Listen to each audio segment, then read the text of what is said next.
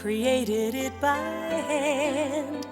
From mighty mountains to the raging sea, to every leaf on every single tree.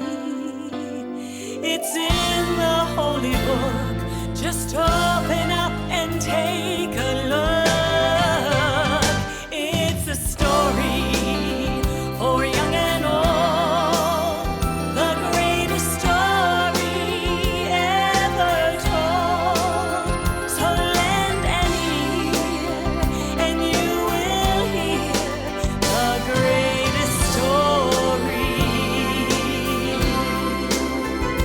The greatest story.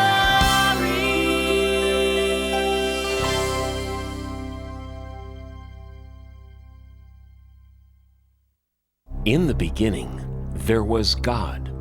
The earth was empty and dark. God looked over the surface of the world. It was time for something to happen. Let there be light. And the earth became light. I shall call the light day and the darkness night. And so there had been darkness and then light. And that was the world's very first day. Now, God was just getting started. The next thing to do was to make the sky above the world and to fill the sky with clouds. And that was the second day of the world.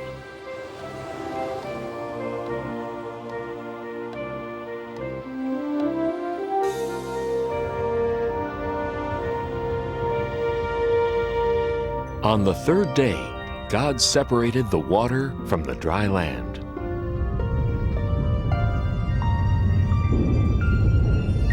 God made all kinds of things to put on the land. There were rocks and mountains, valleys, deserts, and beaches.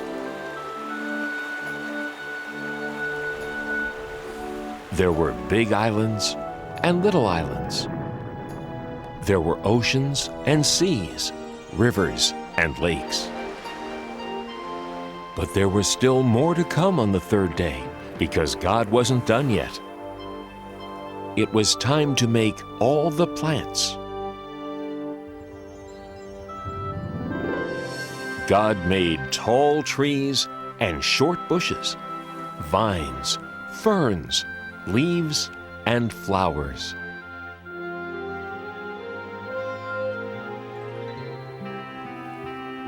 God gave all the flowers a different size, color, shape, and smell.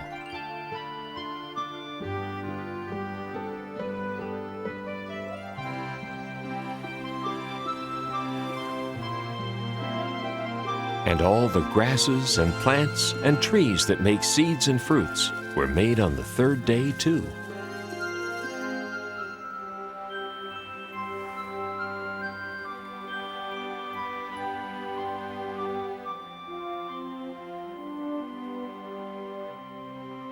On the fourth day, God made a brilliant light in the sky called the sun to light up the day,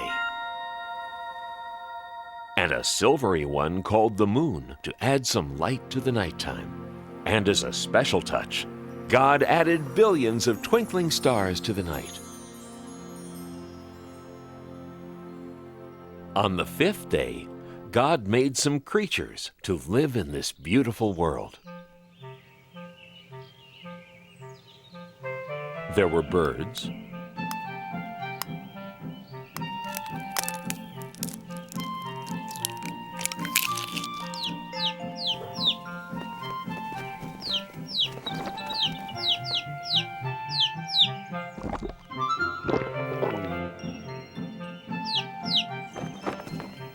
and more birds,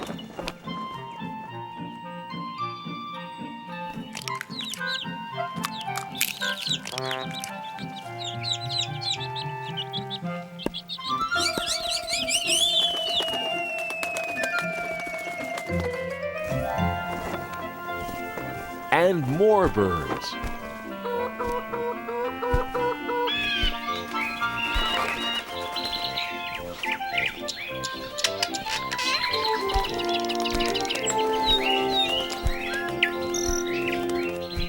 And in the rivers and oceans and seas and lakes, God made fish.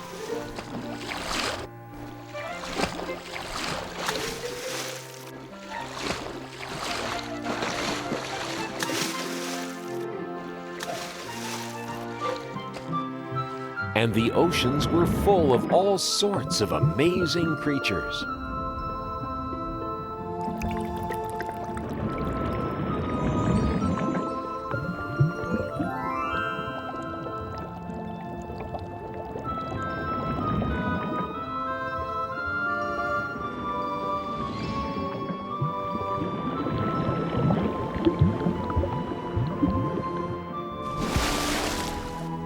And that was the end of the 5th day. But there was still a lot more for God to do.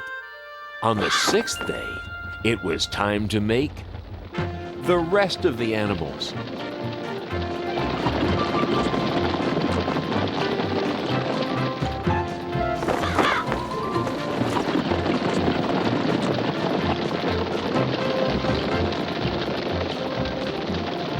There were so many animals to make. Big animals,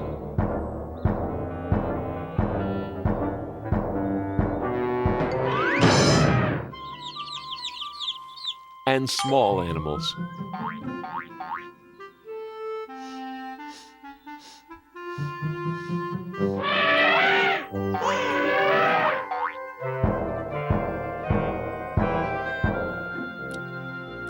There were spotted animals,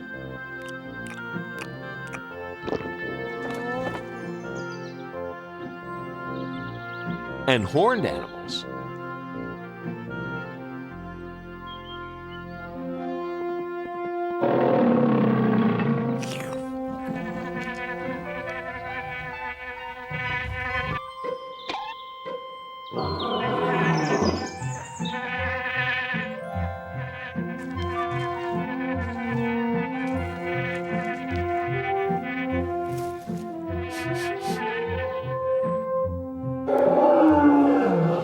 Every one of God's animals was beautiful.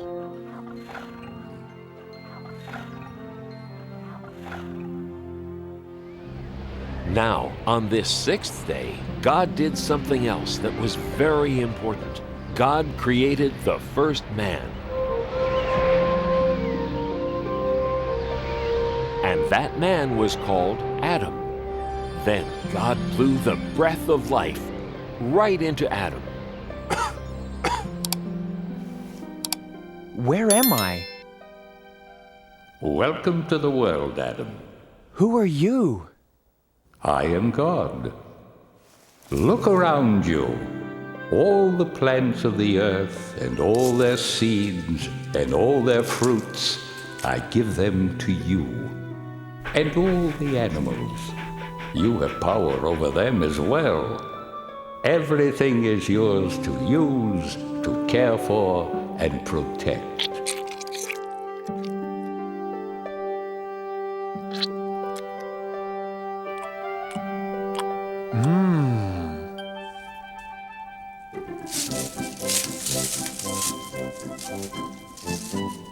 Sit. Sit, please.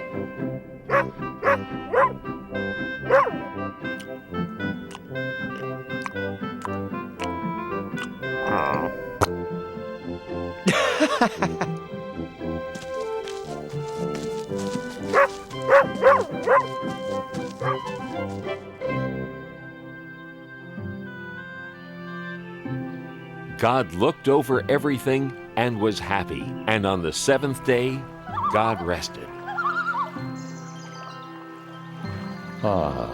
It is very good.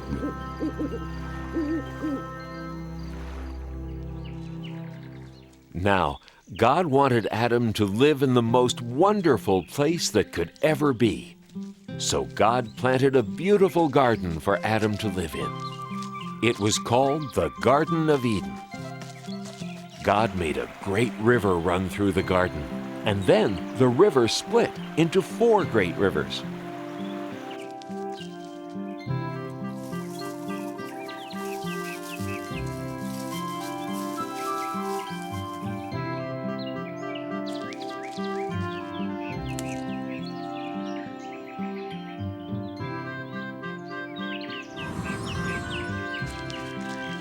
Adam had all the animals for company in the garden.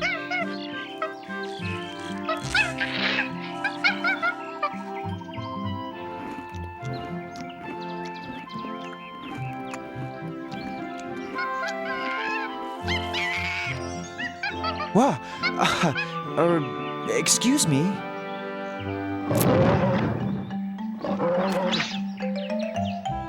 Hey! Adam's first job was to name all the animals. This new request from God sounds like it's quite a job. I'm going to be as busy as a bee. I've got to search my brain and come up with a name for every living, breathing thing I see. You with the large brown spots, eating from treetops, your neck is the biggest part of you. Twisting round so easily, I believe your name will be Stretchy. Now that's pretty catchy. Or perhaps Giraffe will do. The jungle must belong to one so fierce and strong. I shiver and tremble at your growl. So you with the flowing mane, I give you the kingly name, Rory. No, that fits you poorly. Maybe lion is fine for now. Those flippy flappy things, I think I'll call them wings. And creatures they're attached to will be birds. The redbreast will be robin, ostrich that big odd one. Parrot is the clawed one who repeats all my words. I'd say your fancy shell protects you very well, although it can slow you down a bit. So you with the scaly skin, I name you and all your kin Pokey. Nah, too hokey. Know your word'll be turtle, yeah, just right. The swimmers in the sea will mostly fishes be, with whale and snail and lobster one and all. The orange one is goldfish, cod, the ice-cold fish. Tadpole has the bold wish of one day being frog. The way you jump around, you hardly touch the ground, and scamper so fast you're just a blur. So you with the cottontail, you'll be known on every trail as Hopper. No, that's not proper. Oh, I have it, you're rabbit for sure. It's still early in the day, and I'm well on my way to naming every animal I know. Why, there's only 500,000 more to go.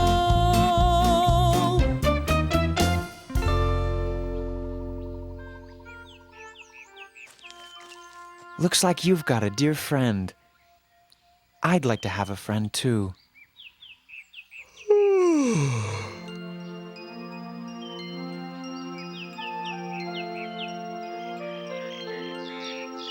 There were many animals to name. Adam grew very tired of trying to decide what to call each one. Now, God looked down on Adam sleeping there in the garden, and Adam looked very alone.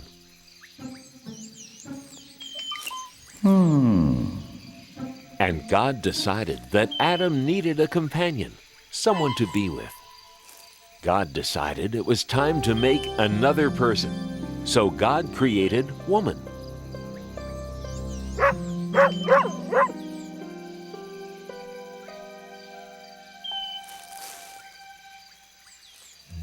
What? Hello. Hello. Hi. Shucks. Where am I? You're in God's garden, the Garden of Eden. It's really nice here. You'll see. These are my friends. This is Monkey, and this is Dog, and this is, I haven't named you yet, have I? Gee, I guess you need a name too, don't you? How do you like Eve? Oh, it's lovely. Eve. I like it. And I like this place. Me too. You see, God made this garden for me. Us, to live in. And everything's pretty, and you can eat anything you want. And Not quite. Who was that? that was God. Oh, God's the one who made us. There is one fruit in all the garden that you may not eat. There is? This is the tree of knowledge of good and evil. You may eat of anything else in the garden, but you may not eat the fruit from this tree. Okay, tree of knowledge of good and evil. No eating. Absolutely no eating. right. Anything else in the garden is okay, but not that tree. Definitely not that tree. Right.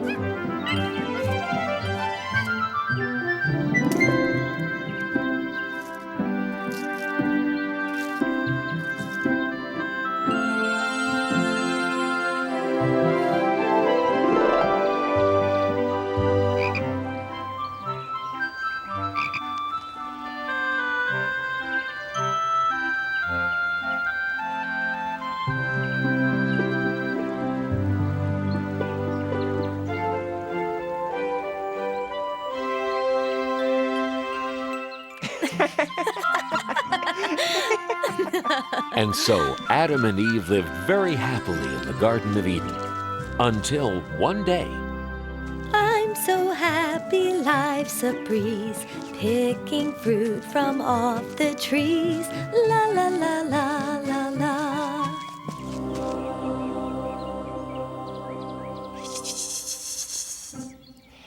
Howdy.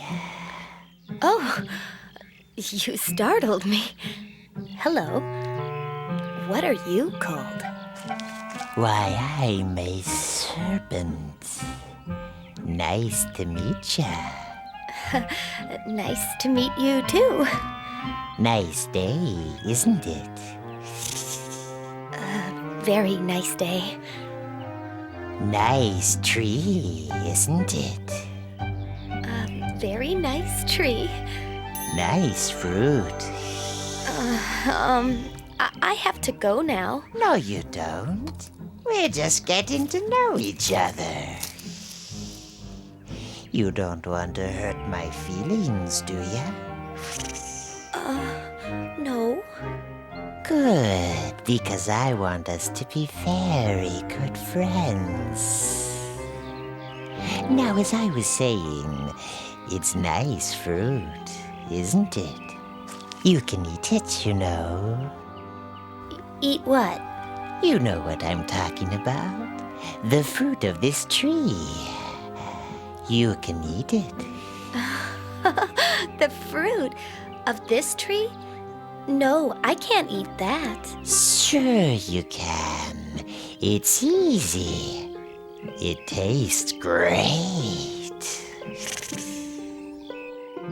We're not allowed to eat that. God said so. God said we'd be in big trouble if we ate that fruit. Nah, you won't be in trouble.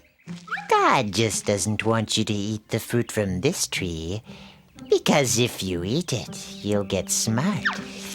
Like God. What's the matter? Are you a chicken? I'm not a chicken. Well then, why not give it a shot? Just one teeny tiny taste.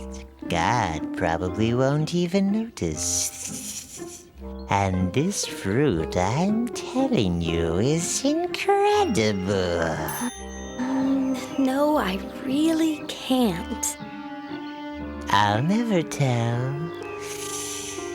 Try it.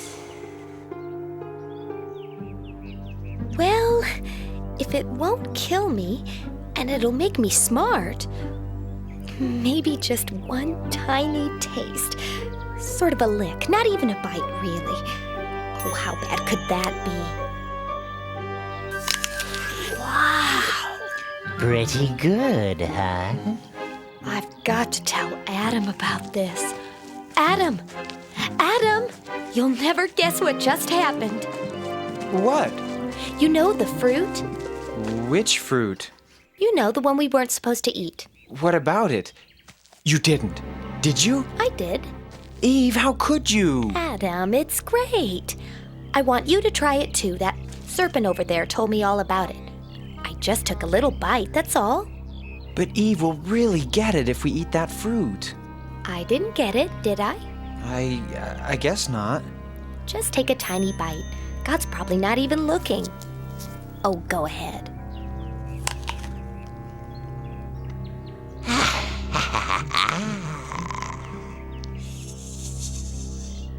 I don't know. It was good, but suddenly I feel kind of scared. I just feel so, I don't know, so sort of naked. Good grief! I'm naked! Yikes! I'm naked too!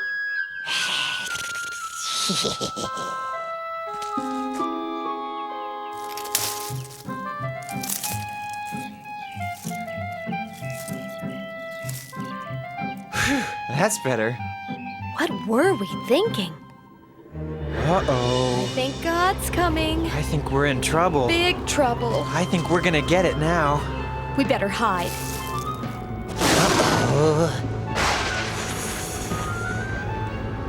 Adam, Eve, what are you doing? We're, hiding. Why? Well, we didn't want you to see us. We did a bad thing. We were scared. How did you know these things? Did you eat from the tree of knowledge of good and evil? Well, yes, but it was her fault. She talked me into it. It wasn't my fault. That serpent talked me into it. I am not happy. You have disobeyed me. We're sorry. We're really sorry. I'm not worried. What can happen to me? You, serpent, will crawl on your belly and eat dust forever. No. You will fear people, and people will fear you. This is your punishment for all time. And you, Adam and Eve, because I trusted you and you disobeyed me, you must leave the garden. Life was easy for you here, but it will not be easy outside. You will have to work hard, and your children will have to work hard. You will know what it means to hurt and suffer pain. Here are some garments to keep you warm after you leave the garden. Now go.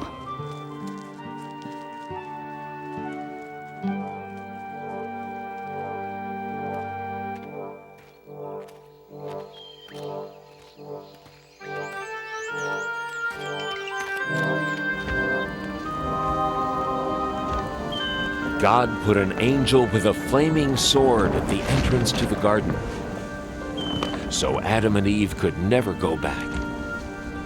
But even though Adam and Eve had disobeyed God, even though they had to leave the garden, God still loved them. I'm sorry, Eve. I'm sorry too, Adam. I guess we're all alone now. Not quite alone.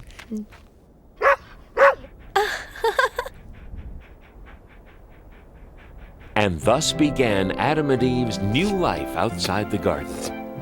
From then on, their life was filled with joy and sadness, good things and bad. But even though they could never go back to the garden, God did not abandon Adam and Eve. God always watched over them, wherever they went, forever after.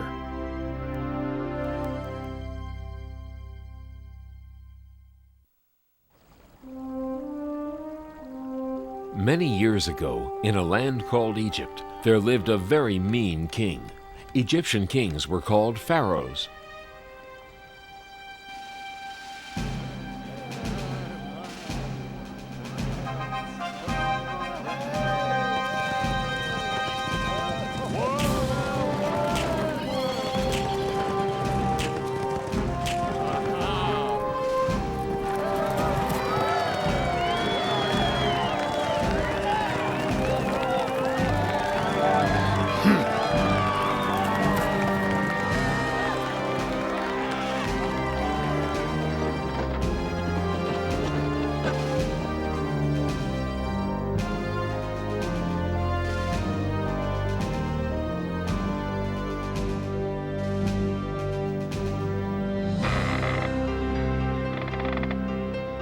Faster! Better! More! The Pharaoh made all of the people of Israel living in Egypt work as slaves. They had to build the buildings and lift many heavy things. They had no time to rest and little to eat. They were not free, and they were very unhappy. But the worst thing of all was, one day the Pharaoh decided that the firstborn sons of the Israelites would be killed. Oh no! They won't get my baby. I'll find some way to save him. Jochebed, the mother of Moses, decided to float her baby down the river. Shh, don't be afraid. I won't let the Pharaoh hurt you. Your sister Miriam will be right here to make sure you're safe.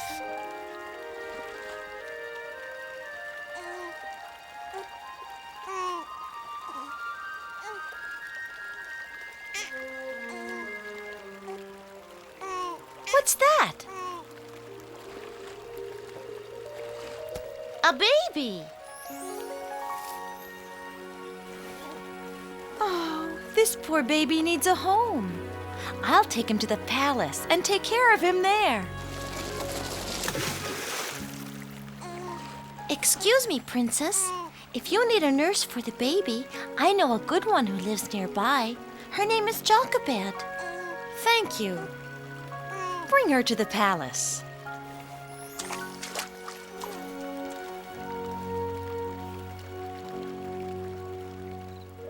They named the baby Moses, and he was raised in the Pharaoh's palace as an Egyptian. But Jochebed was near Moses while he was a child to teach him right from wrong. Ha! Moses, time for your lessons. Now, did you do your homework? Sure I did.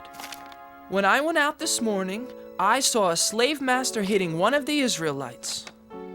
He was wrong, Moses. All people should be treated with respect. And Jochebed taught him that the Israelites in Egypt were unhappy because they were not free. Many years later, when Moses grew up to be a strong young man, he came upon some Egyptians who were treating people very poorly. You're lazy! Get up and get back to work right now, or else!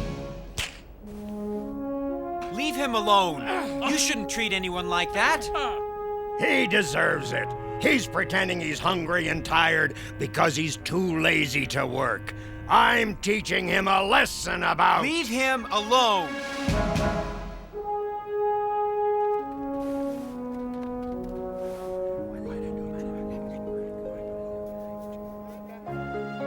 It was very unusual for someone to help an Israelite like that.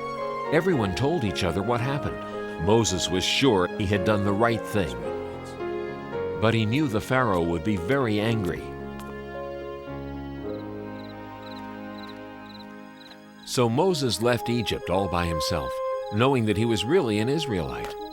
He wanted to go to another land where he would not have to see his people be treated so badly.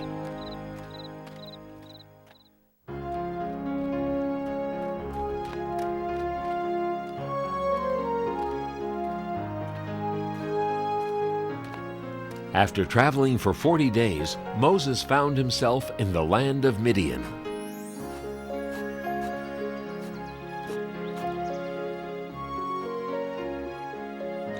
In Midian, Moses got married and had a family. He lived in Midian for so long that he almost forgot about Egypt and about the poor Israelites.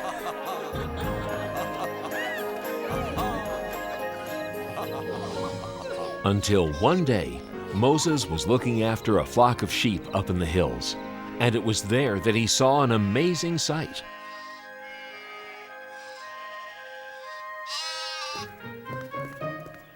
Come here, little guy. I'll get you. Now I've got you. Moses, come closer. Who's there? God. The Israelites in Egypt are unhappy because they are not free. Go to the Pharaoh and tell him to let my people go. Why have you chosen me? Don't be afraid. I will be with you. But will they believe me? I will give you signs to show the people that I am with you. Throw your staff on the ground. Now reach down and pick it up by the tail.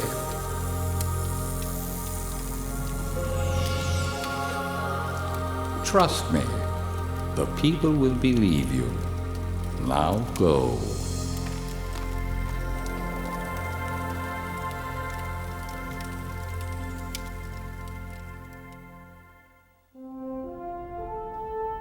And so Moses returned to Egypt to do what God said.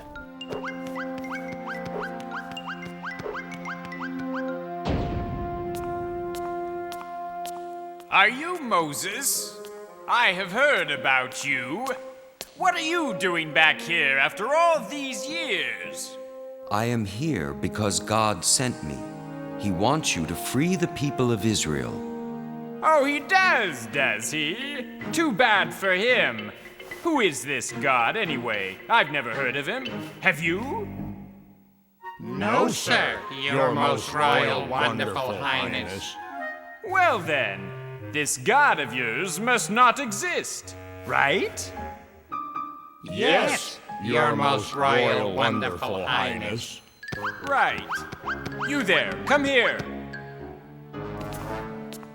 We're too nice to the Israelites. After all, they have a big, strong God on their side. Tell my slave masters not to give them any more straw for the bricks they make. From now on, they have to find their own straw. Yes, your most royal, wonderful. I said go! Ha! Don't try and tell me what to do. I'm the Pharaoh. It's time for your bath, your royal highness.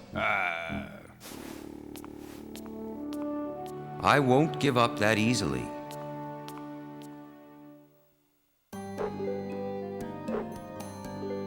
And so Moses returned.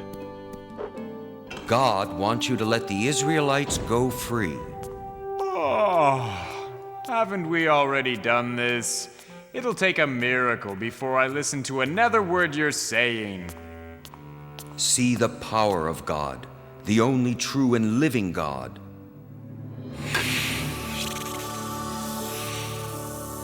Oh!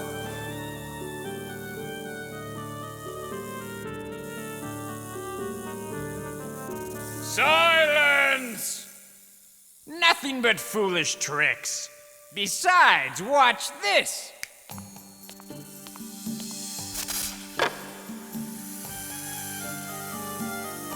Think twice before you try to trick me again. I am not trying to trick you. I am warning you. God can perform many miracles.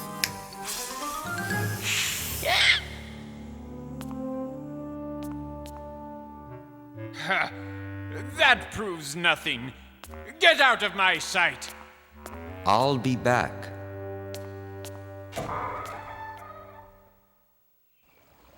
And the next morning, Moses did come back. Pharaoh, Let the Israelites go free. If you do not, God will let plagues happen to Egypt. The plagues will bring very bad things. No! See for yourself the power of God.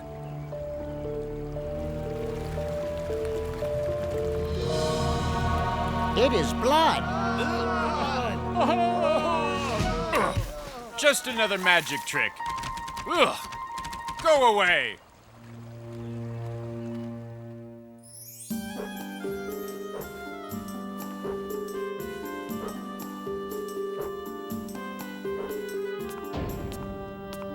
You? Again? What do you want now?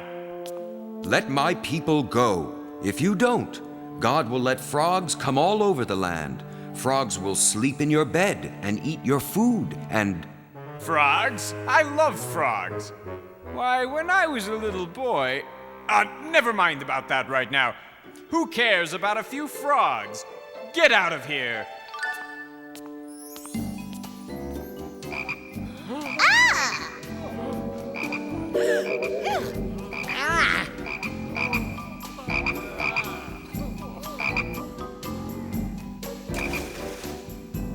Find Moses and bring him to me.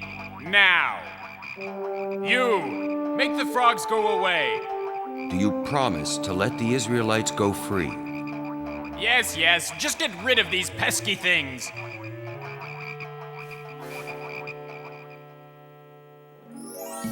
God made the frogs go away, but the Pharaoh didn't keep his promise. He did not free the people of Israel. So God allowed more plagues to happen in Egypt. God let lots and lots of gnats come to Egypt. They flew everywhere.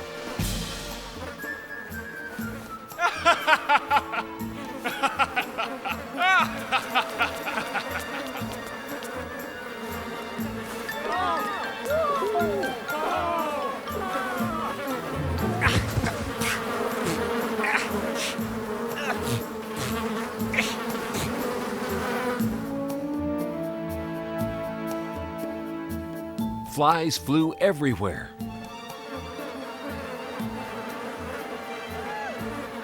But the Pharaoh still wouldn't let the Israelites go, so the animals got very sick.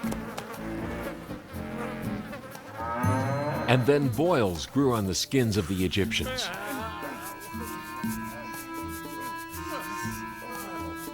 And terrible hail fell down from the skies.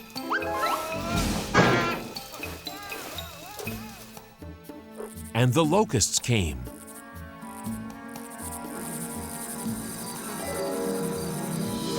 And ate their clothes. Next, everything was as dark as night for 3 whole days. Each time a plague happened to Egypt, the Pharaoh promised to let the people of Israel go free. But each time he changed his mind and broke his promise. Now will you let the people of Israel leave? No, I will not. I've tried to warn you, but you won't listen. Please hear me now, or you'll be very sorry. The last plague will be the worst. The firstborn sons of the Egyptians will die.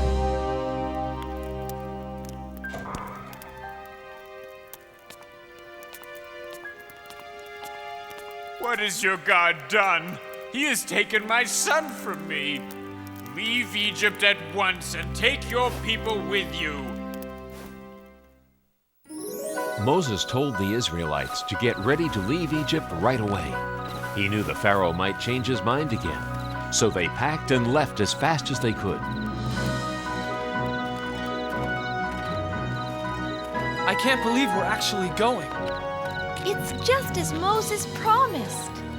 A land where we could be free. It seems like a dream. But it's not a dream. At last, we're on our way home.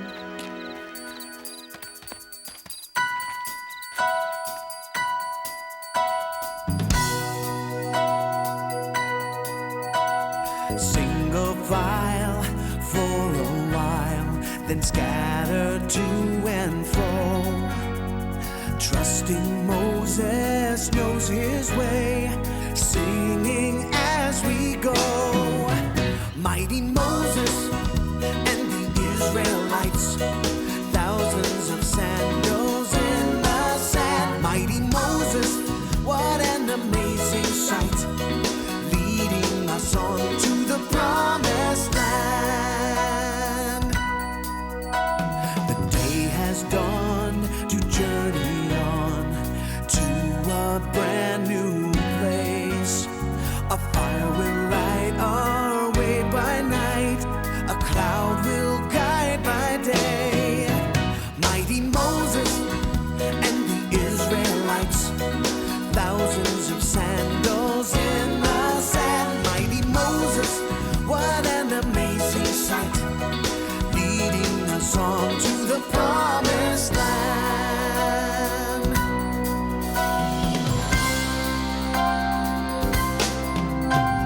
Hand in hand through desert sand, answering God's call, following our leader's lead to freedom for us all.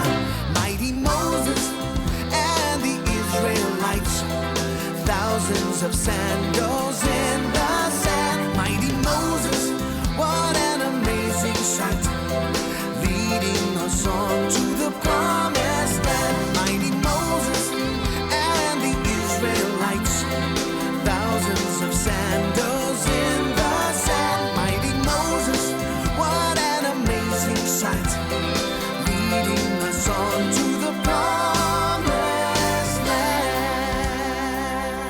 And so, finally, the people of Israel left Egypt on the way to their homeland, the land of freedom. By day, a pillar of smoke guided them. And by night, a pillar of fire showed them the way.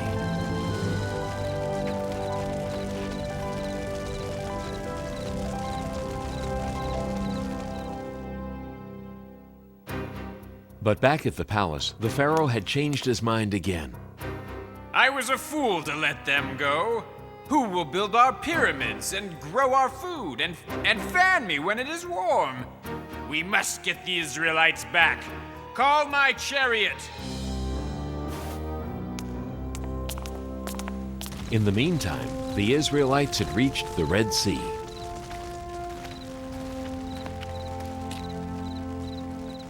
Moses, look behind us! The Pharaoh's army!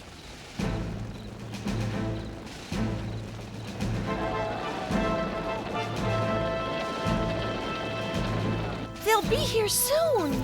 Oh no! Moses, what have you done to us? We would have been better off living unhappily in Egypt rather than dying here in the desert. Don't be afraid. God will protect us. Don't hurry, Moses. Rest tonight. Tomorrow morning, raise your hand and stretch out your staff over the sea. It will part, and you will be able to go through on dry land.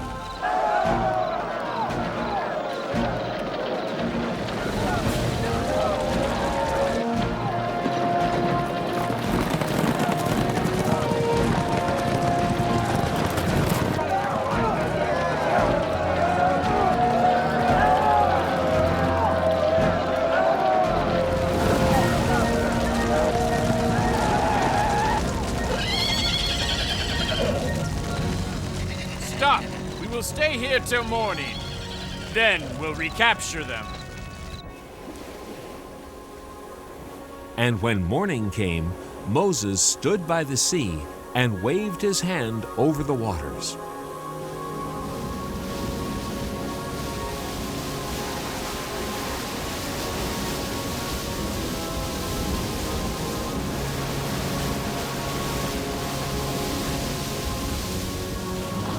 And the sea parted, just as God had promised.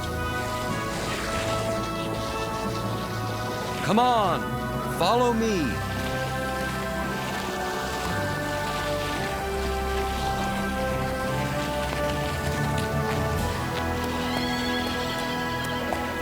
After them!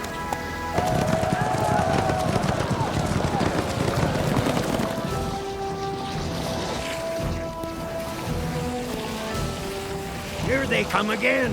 What are we going to do? Just wait. Then the sea fell upon the Egyptian army and stopped them. Thank you, God, for saving us. The Israelites passed through the Sinai Desert on their way to the land of Israel.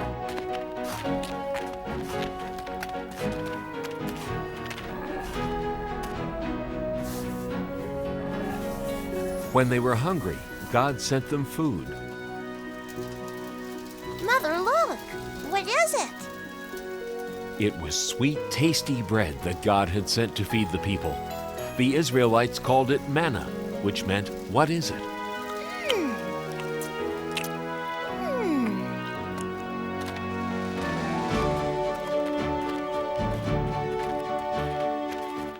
When the Israelites were thirsty, God sent them water.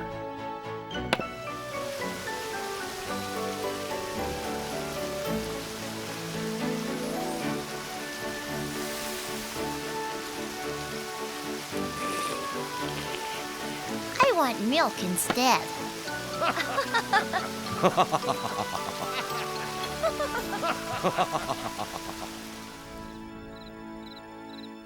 When the Israelites reached Mount Sinai in the middle of the desert, they set up camp near the foot of the mountain. It was time for God to give the people His laws.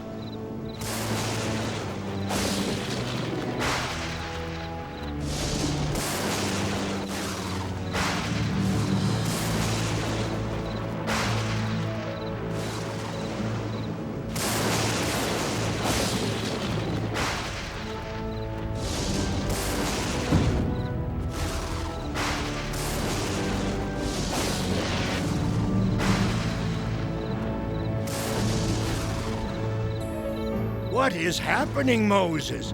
What does God want? God is calling me. I'm sure He has great plans for us.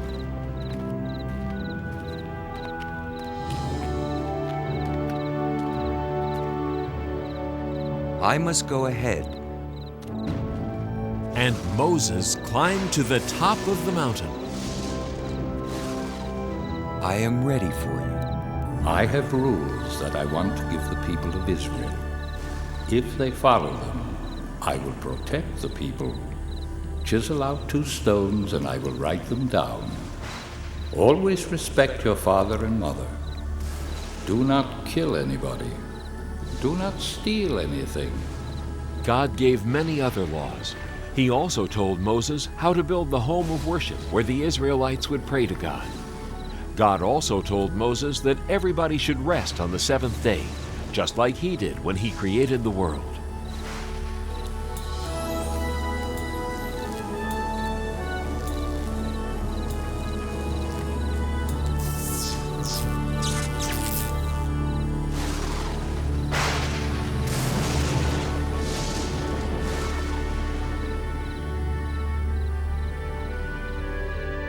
Thank you, God.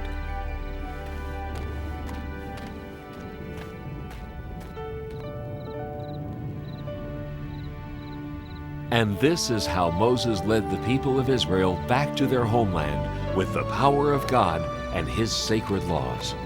These laws are called the 10 Commandments. Throughout the long journey, God helped Moses guide the Israelites home.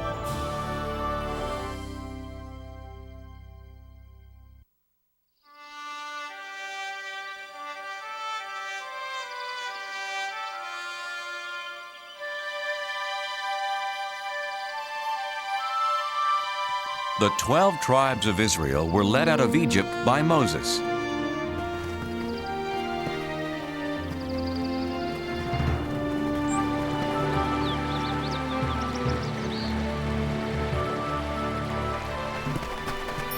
God had promised them a home of their own, a land called Canaan.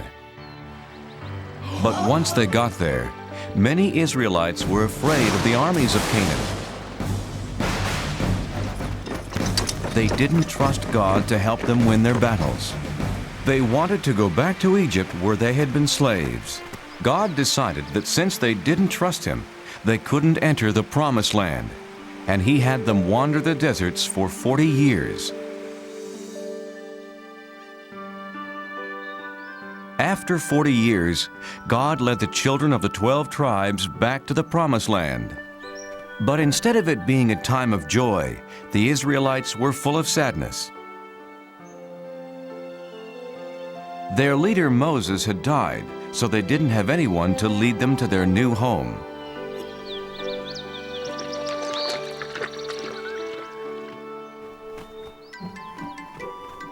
Boys, behave yourselves. Today we are remembering Moses.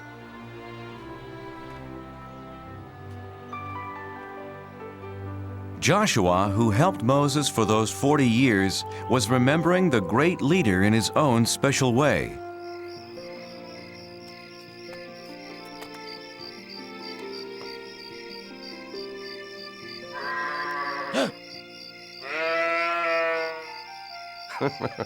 Come to cheer me up, Turnip? What will happen to our people now that Moses is gone?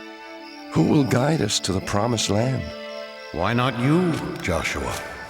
Turnip, you talked.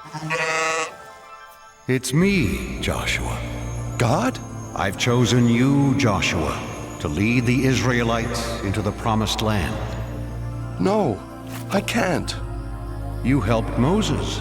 But he was a great leader. I'm just an ordinary man, a simple servant. Don't be afraid. There is greatness in every man who has faith, Joshua. God, where is the land you promised us? Look west. What do you see? The desert floor and the Jordan River. Beyond that, foothills and green. The Promised Land. Take your people, Joshua. But I can't lead them. I'm frightened. Yes, you will face many dangers, but be strong. Remember, I will never leave you.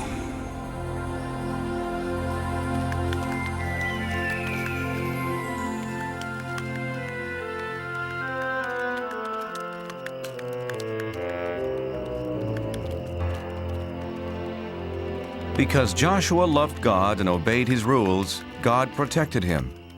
God's rules, known as the 10 Commandments, were written on stone tablets inside the Holy Ark.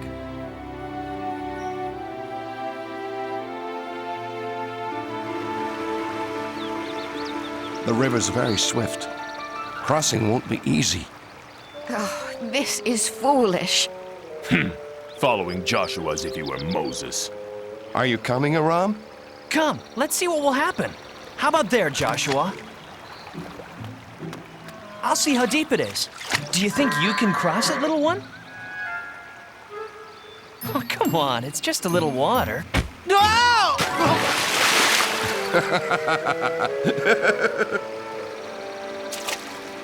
Who are you? Go away! I am Joshua, leader of the Israelites. God has promised us this land. Did he? Well, I'm the king of Jericho, and you can't enter. We are protected by this swift river and the strongest wall in the world. If you can cross this river, you better be prepared for a fight. Our God protects us, as he protected Moses, our leader. Yes, I've heard that your God parted the Red Sea, but he has no power here. Stay away from Jericho, or my army will destroy you. What'll we do, Joshua? Have faith and cross the river when God tells us to. You heard Joshua. Let's tell the others.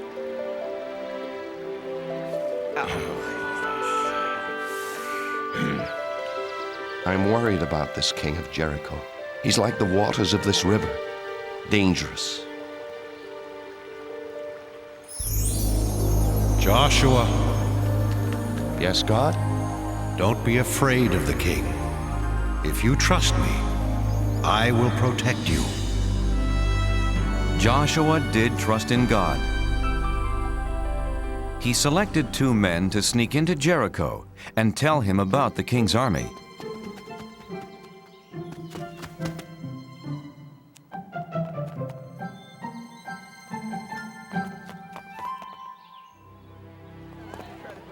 One, 2, 3 soldiers. That third one is tiny. I'll only count him as half a soldier. Aram! We're spies. That means we have to be quiet. Oh, quiet. Right.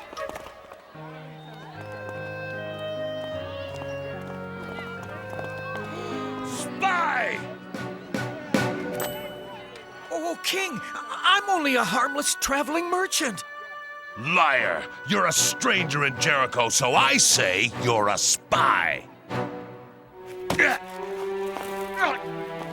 Hey! Shh! But he can't do that!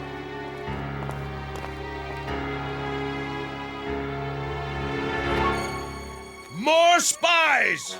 Israelite spies! That's being quiet. Catch them!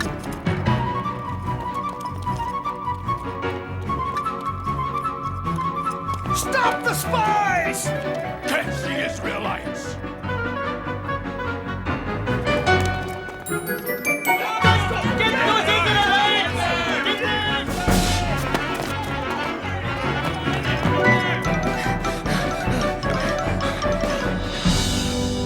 They must be here somewhere.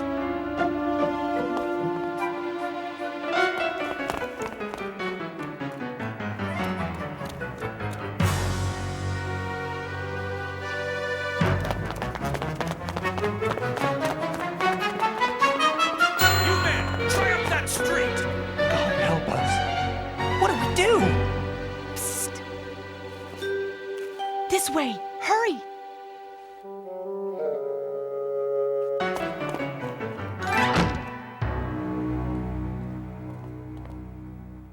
My name's Rahab. I want to help. This way.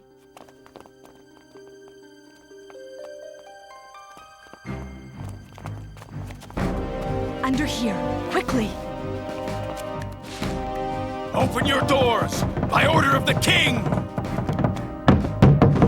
Out of my way! The Israelite spies! Did you see them? They were here, but they ran toward the city gates. If you hurry, you might still catch them.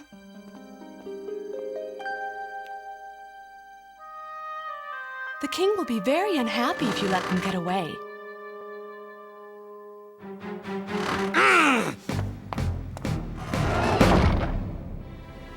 Rahab told the Israelites it was safe to come out of their hiding place. That was a very brave thing you did. Why did you risk your life for us? 2 strangers.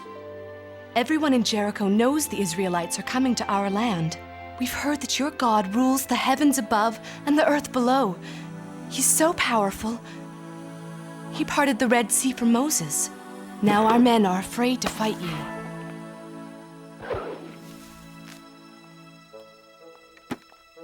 Go, hide in the hills for 3 days. Then you'll be safe. God bless you, Rahab. You're very kind. Wait. I showed kindness to you. When your people attack the city, please spare my family and me. We promise, Rahab.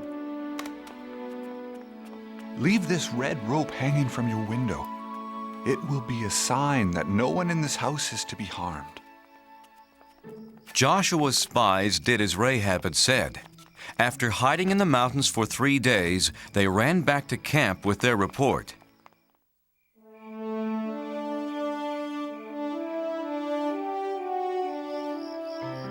That's what Rahab told us, Joshua. Everyone in Jericho is afraid of us. We can defeat this king of Jericho. I'm not so sure, Aram. He had a lot of soldiers. They were all small. Let's pray to God and thank Him. He has done as He said. The promised land is ours. The next day, the 12 tribes marched towards Canaan. But as God had told Joshua, entering their new homeland wasn't going to be easy.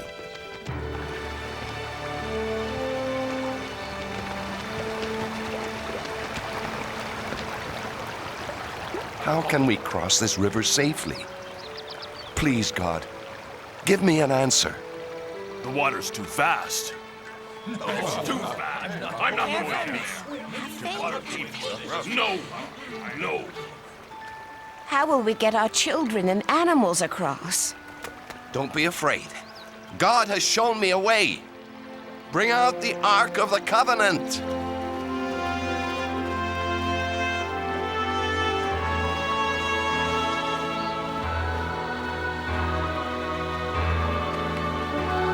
Joshua directed the priests to carry the ark into the river and hold it there.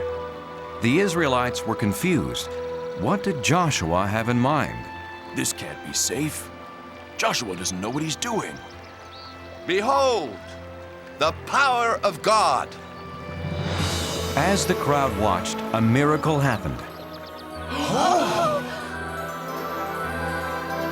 The priests held up the ark, and God held back the waters.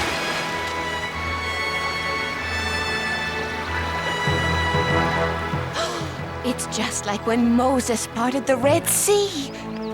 It's true then. God must be with Joshua, as he was with Moses.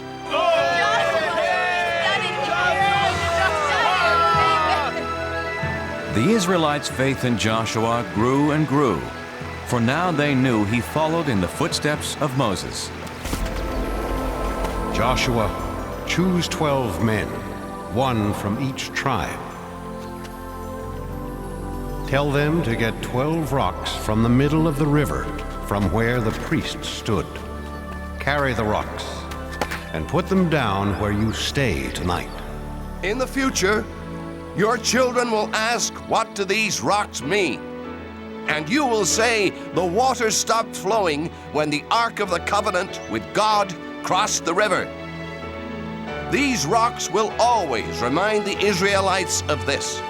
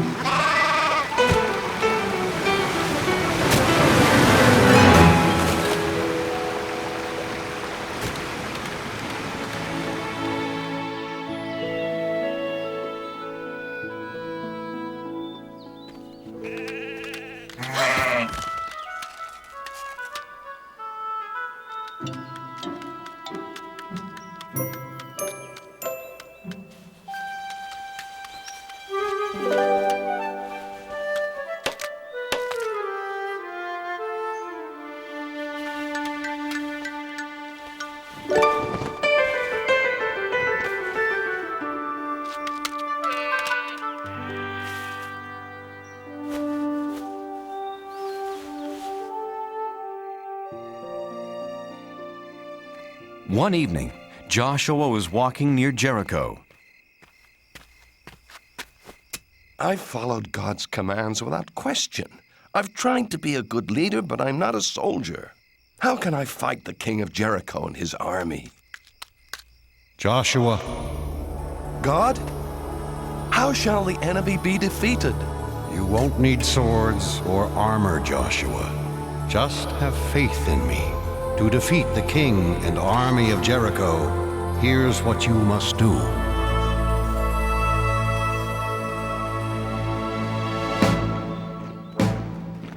Early the next day, Joshua formed the Israelites into a long line. Remember, do as God instructed.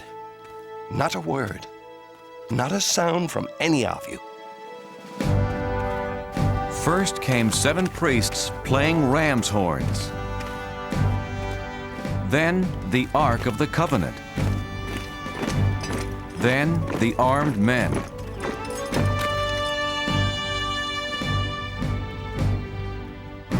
They marched one time around the great city.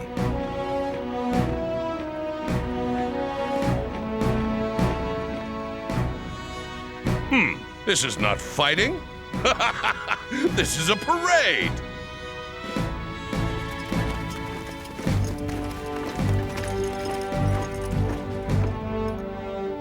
Well, I guess we've won.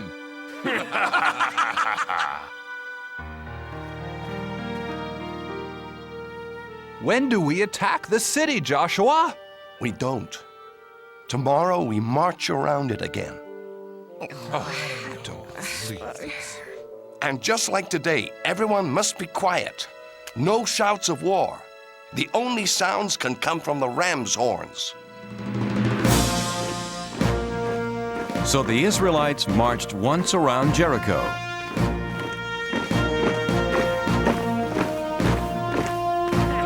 Every day for 6 days. And for 6 days, nothing happened. You Israelites are fools! And the biggest fool is your leader, Joshua!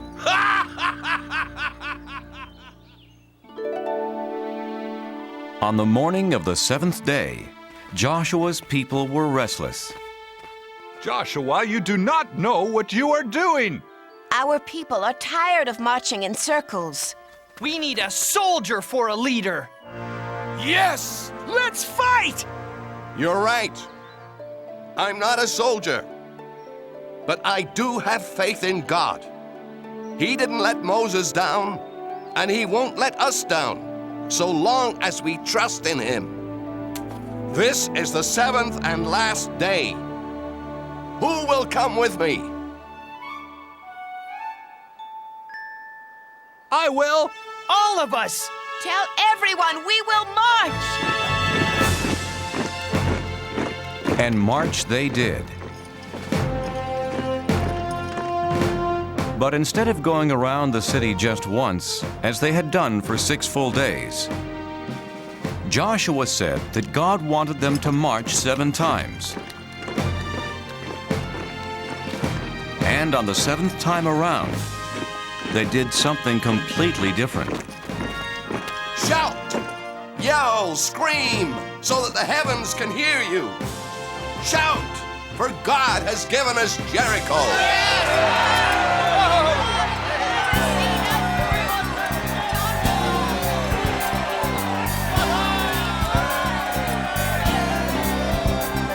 For 40 years we wandered through the desert sand, hoping we could find God's promised land.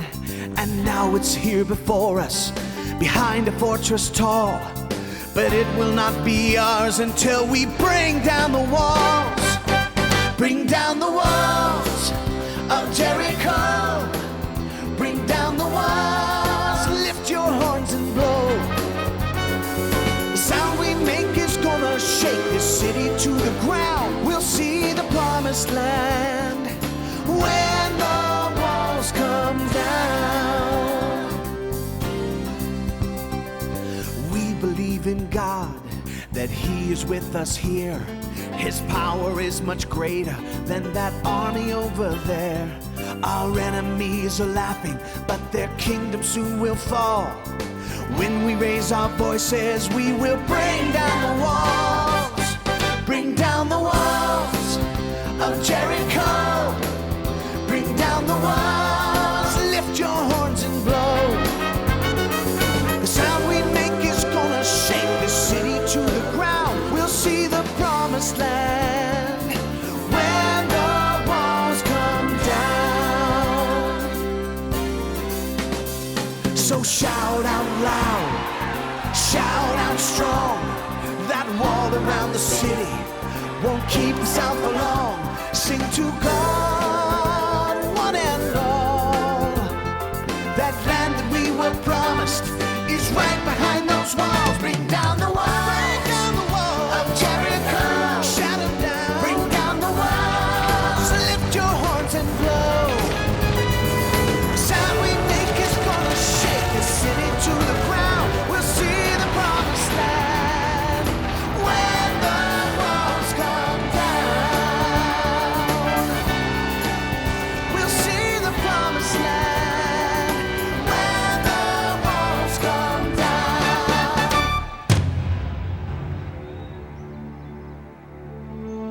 With their voices, a few ram's horns, and their faith in God, the Israelites captured Jericho.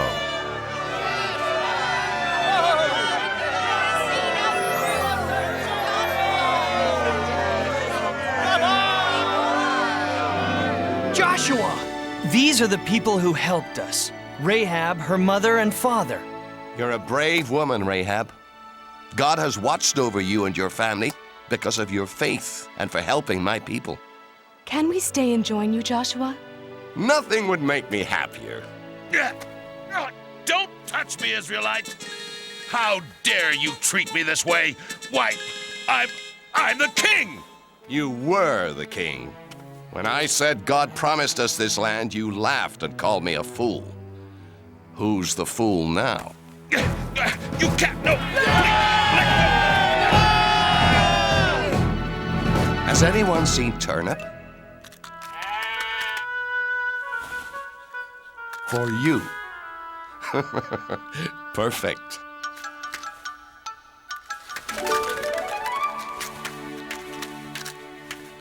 My friends, our days of wandering are over. We're home. After Jericho was captured, the Israelites kept moving and claimed more and more new land. Their wandering days were over, all because Joshua and the Israelites had faith in God.